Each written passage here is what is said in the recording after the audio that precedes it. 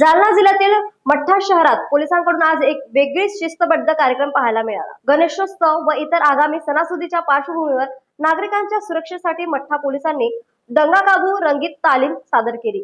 मठ्ठा पोलिसांना सज्जतेचा कार्यक्रम पाहून नागरिकांनी कौतुक केलेले आहे। पोलिसांनी दाखवलेली शिस्त, तत्परता आणि तयारी पाहून नागरिकांच्या मनात विश्वासाची नवी ज्योत पेटली आहे। जालना जिल्ह्यातील मठ्ठा येथे गणेशोत्सव व इतर आगामी सणाच्या पार्श्वभूमीवर पोलिसांनी सज्जतेचा प्रत्यय देत दंगाकाबू रंगीत तालीम आयोजित केली। मठ्ठा बसस्थानक परिसरात झालेल्या सरावामध्ये पोलिसांनी लाठी ड्रिल, ड्राईव्ह वेपन प्रॅक्टिस तसेच दंगाकाबू तंत्राचा सराव करून आपल्या सज्जतेचे प्रदर्शन केले। त्यानंतर शहरातील मुख्य रस्त्यावरून शिस्तबद्ध पद्धतीने रूट मार्च काढण्यात आला।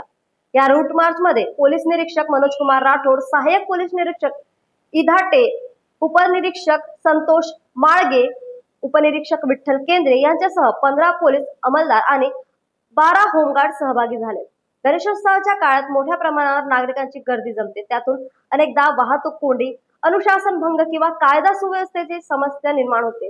यावर प्रभावी नियंत्रण ठेवण्यासाठी अशा सरावांना विशेष महत्त्व आहे।